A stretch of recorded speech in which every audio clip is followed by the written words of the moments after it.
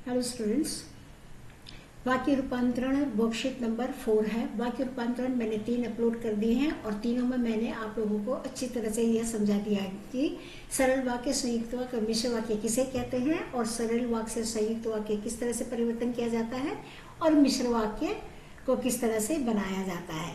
तो देखिए यहाँ पर बड़े भाई साहब का मैंने और भी 5 वाक्य अपलोड कर दिए हैं जिसमें बहुत ही सरल ढंग से मैंने आपको संयुक्त वाक्य और मिश्र वाक्य को कैसे बदलना है ये बता दिया गया है। किस तरह से आप सरल वाक्य में पर का प्रयोग करोगे और का प्रयोग करोगे।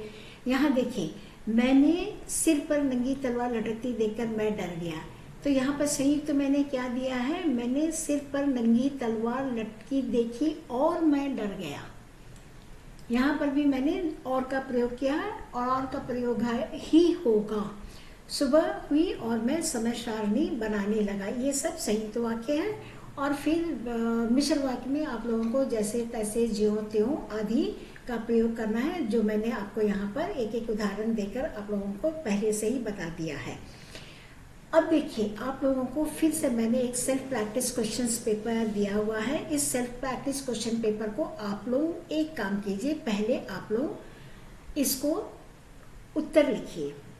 उत्तर लिखने के बाद में आप लोग उत्तर को चेक कीजिएगा। ये नहीं कि मैंने आंसर की दे दिया है तो बस आप लोगों ने पलट दिया है और उसके बाद तुरंत उत्तर देख लिया। नहीं, प्रैक्टिस क्वेश्चन का अर्थ होता है कि आप लोग पहले प्रश्न को पढ़िए, पढ़कर एक कॉपी में उसका आंसर लिखिए। आंसर लिखने के बाद में आप आंसर की खोलिए और चेक कीजिए कि क्या आपने सही लिखा है या नहीं। मान लीजिए आपने सही नहीं लिखा तो भी कोई बात नहीं, आप वापस जाइए वर्कशीट 1, वर्कशीट 2, वर्कशीट 3 सॉरी, और फिर देखिए कि कहाँ आपने गलती की। क्या आपने उस वाक्य को सरल वाक्य समझा या संयुक्त वाक्य समझा या फिर मिश्र वाक्य समझा। समझने पर क्यों गलती किया, गलती करने की वजह क्या है, इसको चेक कीजिएगा। निराश होने की कोई ज़रूरत नहीं है, क्योंकि practice makes a man perfect. और आप परफेक्ट बनना चाहते हो, 5 आउट ऑफ 5 लाना चाहते हो, तो भाई आपको प्रैक्टिस करना पड़ेगा। और तब तक प्रैक्टिस कीजिए जब तक आप अंतिम वर्कशीट तक 5 आउट ऑफ 5 नहीं लाते हो, तब तक आप वर्क करते रहिए।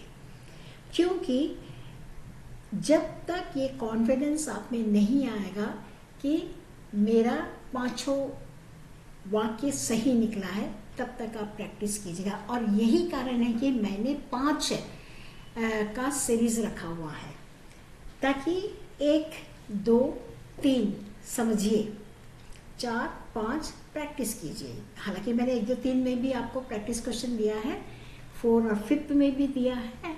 आप लोग वर्कआउट करके देखिए कि क्या वास्तव में इन 5 वर्कशीट आपके लिए बहुत कामगार हुआ है, बहुत मदद किया है।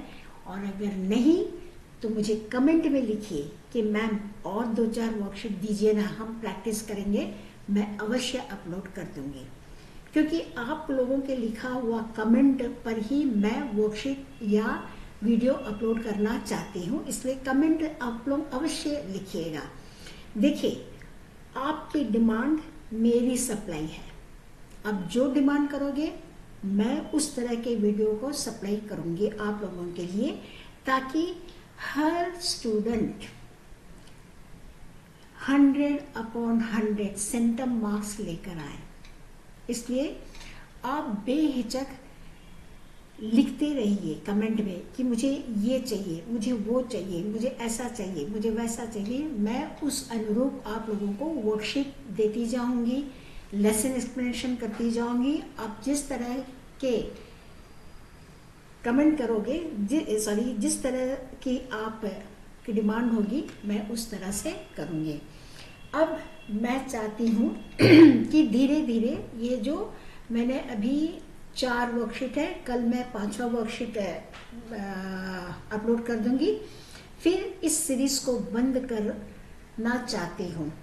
अगर आप लोग कमेंट में लिखे कि नहीं अभी बंद मत कीजिएगा और 1-2 वर्कशीट दीजिए, तो मैं और 1-2 वर्कशीट अपलोड कर दूंगी। उसके बाद में मैं आप लोगों को इसी 2 लेसन्स के बड़े भाई साहब और डायरी का आखिरी पन्ना, इन दोनों का मैं समास का वर्कशीट शुरू करूंगी। पहले मैं समास को अच्छी तरह से आप लोगों को समझाऊंगी, उसके बाद में समास का मैं वर्कशीट शुरू करूंगी। देखिए ये 2 लेसन्स को मैंने आप लोगों को अच्छी तरह से पक्का करवा दिया। मैंने लेसन का वर्ड मीनिंग दे दिया, समरी दे दिया, शॉर्ट क्वेश्चन दे दिया, वैल्यू बेस्ड क्वेश्चन दे दिया, और फिर ग्रामर जो है, वाक्य रूपांतरण, समास और पदबंध, तीनों मैंने ये एक तरह से आपका पूरा पैकेज बन गया है और आप लोग इसकी प्रैक्टिस शुरू कीजिए।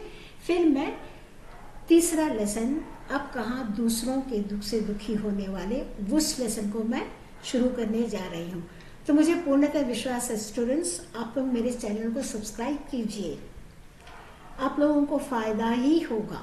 अच्छी तरह से मैं आप लोगों को सिखाऊंगी और आप लोग मुझसे पूछ भी सकते हो कि किस तरह से लिखा जाना है एग्जाम में, और बोर्ड एग्जाम जब आएंगे तब मैं आप लोगों को और भी बहुत सारे ट्रिक बताऊंगी कि किस तरह से आप लोगों को क्वेश्चन का आंसर लिखना है और किस तरह से एग्जामिनर एग्जाम में चेक करता है, क्योंकि मैं ये काम करती हूँ। ओके, तो स्टूडेंट्स अब देखिए मैंने इन 5 का आंसर की दे दिया है, ठीक है। अब आप लोग इस आंसर की से अपना आंसर करेक्शन कीजिए और देखिए कि आप लोग सच में निपुण हो गए क्या बड़े भाई की तरह। बड़े भाई तो उपदेश देने में निपुण थे, लेकिन आप लोग वो मत कीजिएगा, आप लोग वाक्य रूपांतरण में निपुण हुए कि नहीं, जरूर अपने कमेंट में मुझे बताइएगा। तो ओके फ्रेंड्स, हम लोग मिलते हैं नेक्स्ट वीडियो में, तब तक पढ़ते रहिए, लगे रहिए, बाय।